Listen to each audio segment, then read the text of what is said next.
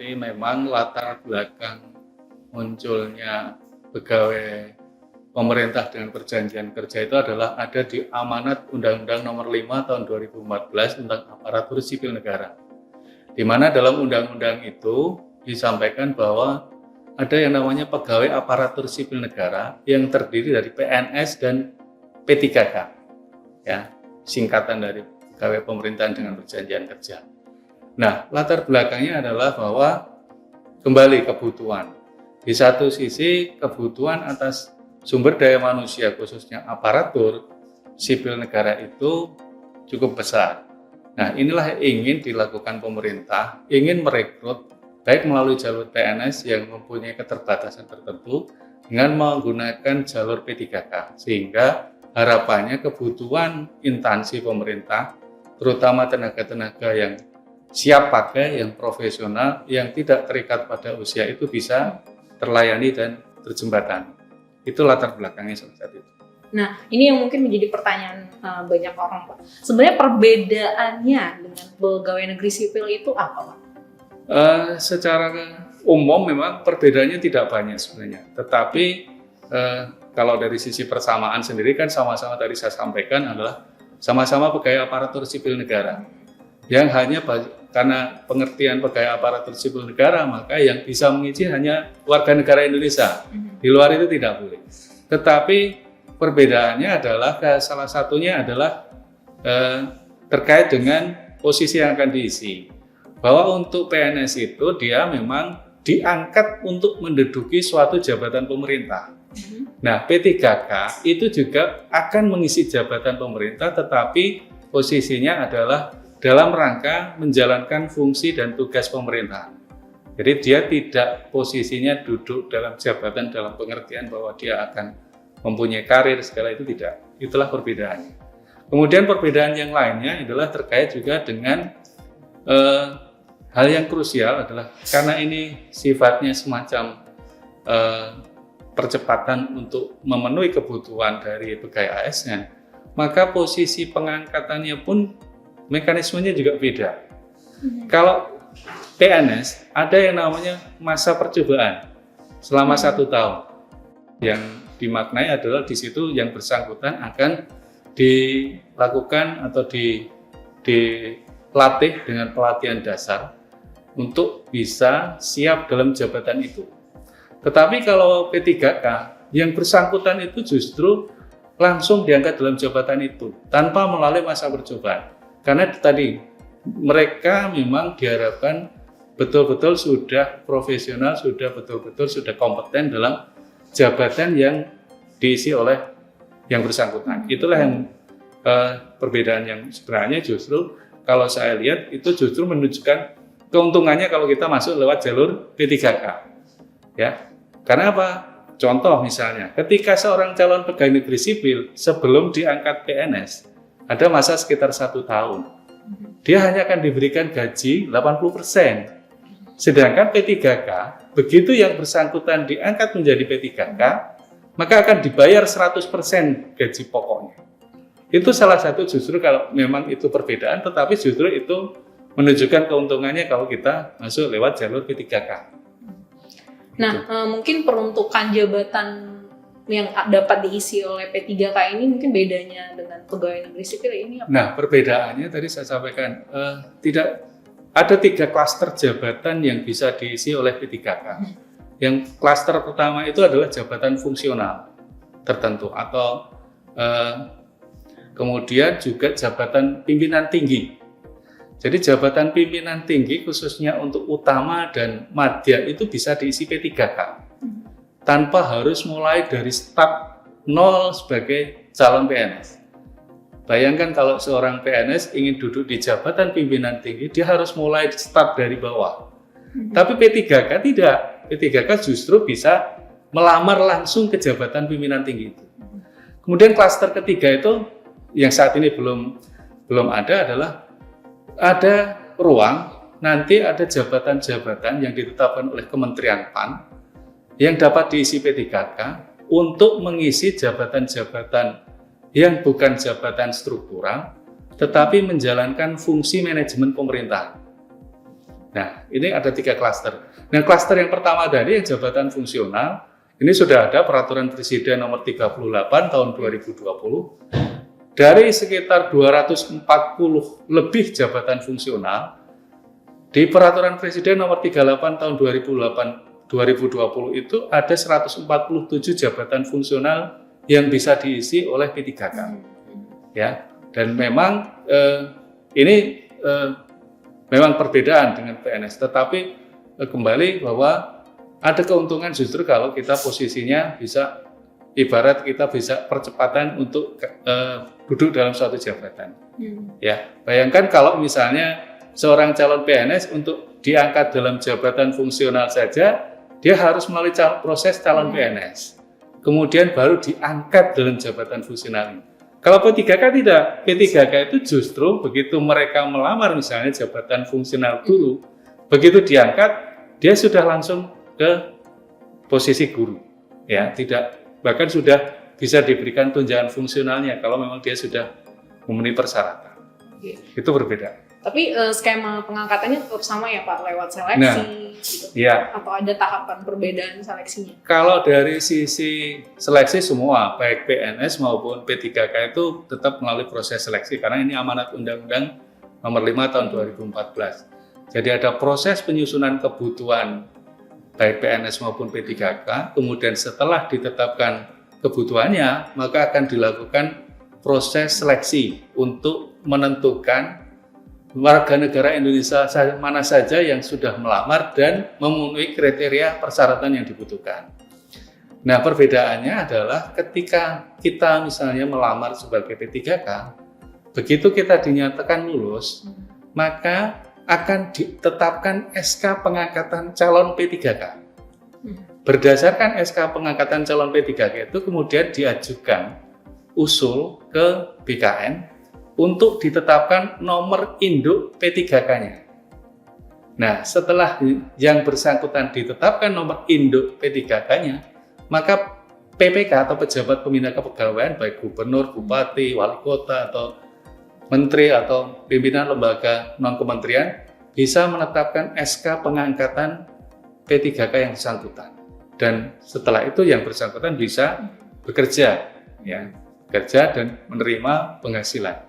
Nah, ngomongin penghasilan nih, ini salah satu mungkin yang jadi pertanyaan itu adalah hak-hak kepegawaiannya. Nah, kan kita tahu pegawai negeri sipil beberapa sejumlah hak kepegawaiannya ada. Nah, itu sama nggak nih dengan si yang akan dimiliki oleh P3K? Iya, menarik kalau kita bicara penghasilan kan semua orang tentu bekerja orientasinya akan penghasilannya. Take home dia, pay home-nya dia berapa. Nah, ini yang menarik. P3K itu memang dia di amanat Undang-Undang Nomor 5 Tahun 2014 maupun di PP 49 Tahun 2018 terkait dengan manajemen P3K mempunyai terkait dengan hak-hak selain gaji, yang bersangkutan juga dapat cuti, kemudian yang bersangkutan juga bisa mengikuti pengembangan kompetensi. Kalau mereka punya kinerja yang baik, yang bersangkutan itu juga akan mendapat penghargaan. Penghargaannya sama dengan penghargaan yang diterimakan PNS. Kemudian yang bersangkutan juga punya jaminan. Jaminan apa? Jaminan hari tua, jaminan kesehatan, jaminan kecelakaan kerja, termasuk juga jaminan kematian, dan bantuan hukum. Perbedaannya bantuan hukum ini adalah dalam pengertian bahwa selama yang bersangkutan melaksanakan tugas jabatannya, kemudian ada masalah hukum, maka yang bersangkutan berhak dibantu oleh pemerintah. Nah, mungkin yang menjadi perbedaan yang selama ini jadi pertanyaan adalah terkait pensiun. Tetapi amanat di undang-undang maupun di PP ke depan tetap akan diatur terkait dengan jaminan hari tua tadi. Karena apa? Sama-sama kalau di PNS itu ada yang namanya regulasi Undang-Undang 11 tahun 1969 yang mengatur pensiun PNS, bahwa pegawai negeri yang telah memberikan jasa akan diberikan kontribusi yang namanya pensiun. Maka harapannya juga pemerintah ke depan itu ingin mereka yang juga sudah berjasa itu diberikan jaminan juga, walaupun bentuknya memang masih dalam format yang dicari. Karena permasalahannya adalah P3K ini kan kontraknya beda-beda. Ada yang dikontrak 1 tahun, ada yang 5 tahun, bahkan bisa diperpanjang. Nah, ini yang perlu ada formula khusus yang diatur oleh pemerintah. Tetapi amanat di ketentuannya bahwa diharapkan mereka juga ada jaminan tersendiri untuk ibaratnya menghargai kinerja yang sudah diberikan kepada negara. Oh, jadi penghargaan yang ketika mereka mengakhiri masa jabatan ini masih belum digarap lagi ya Pak ya. Nah, tadi menyambung soal penggajian. Nah, ini mungkin jadi pertanyaan juga ketika mereka P3K di suatu instansi. Nah, ini penggajiannya di masing-masing daerahnya kah atau terpusat nih dikelola oleh pemerintah pusat? Ya. Jadi kita merujuk di Peraturan Presiden Nomor 98 Tahun 2020 tentang penggajian bagi P3K. Di sana diatur bahwa untuk P3K yang berada pada instansi pusat, maka pembayaran penghasilannya menjadi beban APBN. Sedangkan untuk P3K yang berada di daerah, yang artinya yang bekerja untuk instansi pemerintah daerah, maka beban penghasilannya dibebankan pada APBD.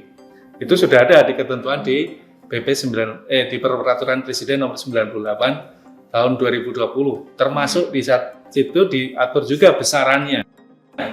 Jadi ada mekanisme pembayarannya, ada mekanisme bayaran, kemudian berapa besaran yang diterimakan setiap P3K.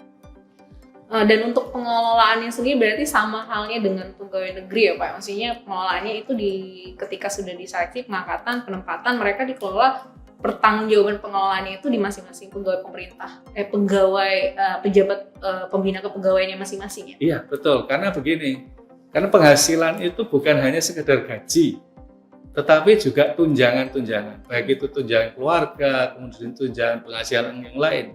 Contoh misalnya, kalau di instansi pusat ada istilah tunjangan kinerja, maka diharapkan P3K itu juga mendapat hak yang sama. Karena dia punya pekerjaan, punya tugas yang tidak jauh berbeda dengan PNS.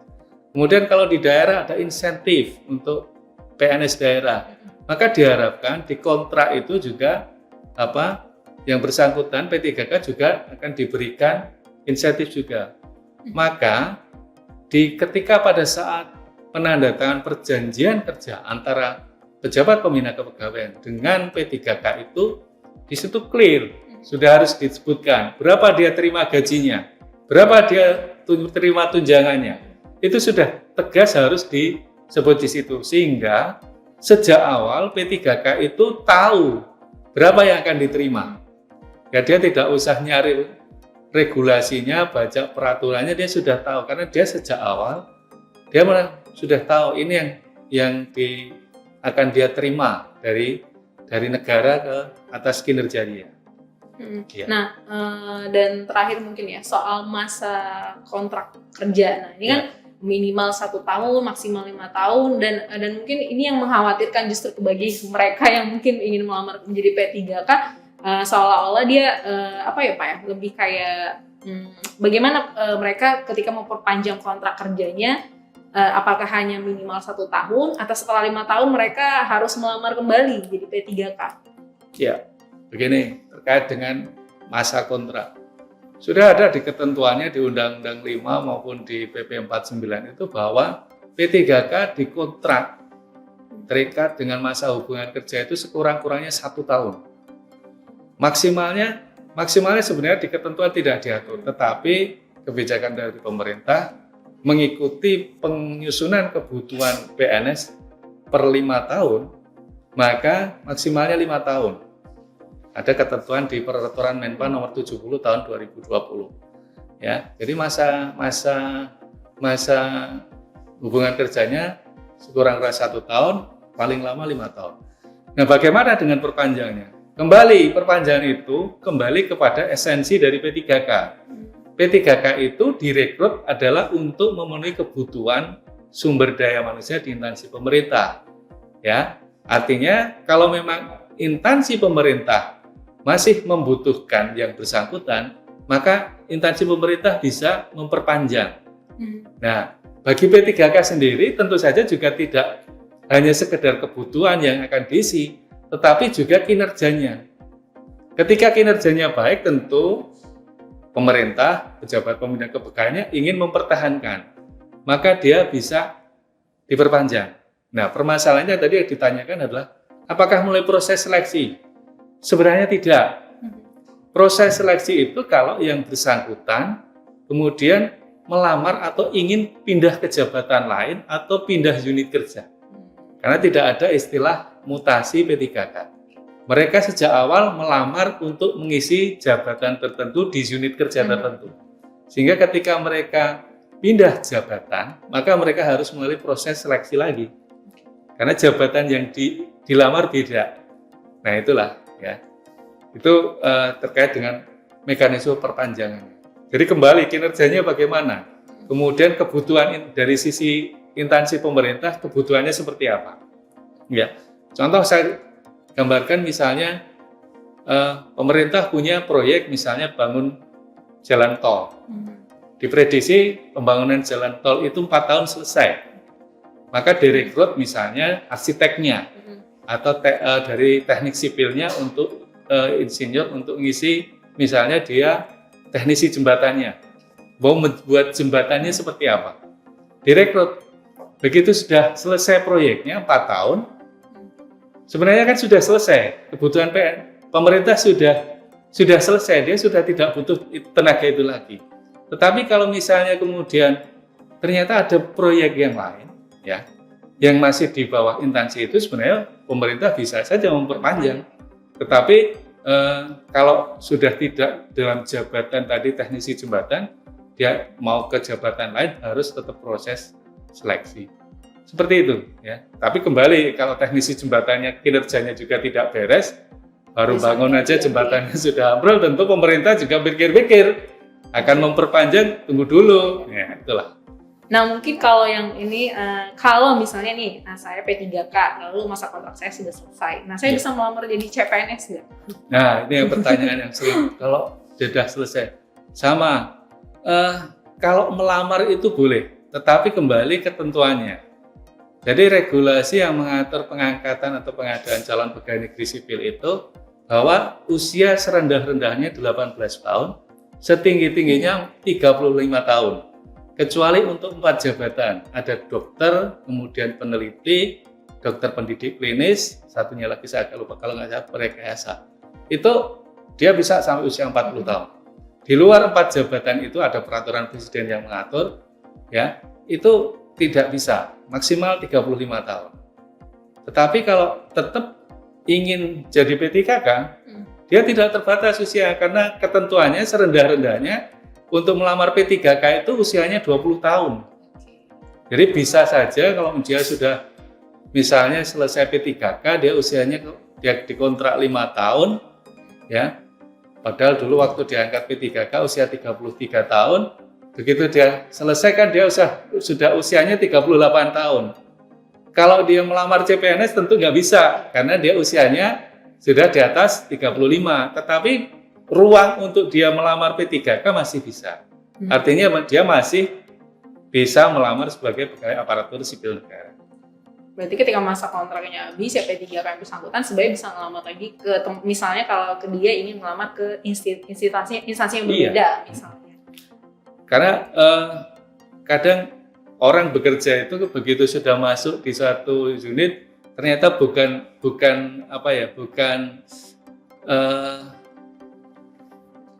hatinya tidak sesuai, ya, bukan jiwanya ke situ. Maka kadang pengen pindah jabatan, boleh, ya, boleh pindah jabatan, boleh.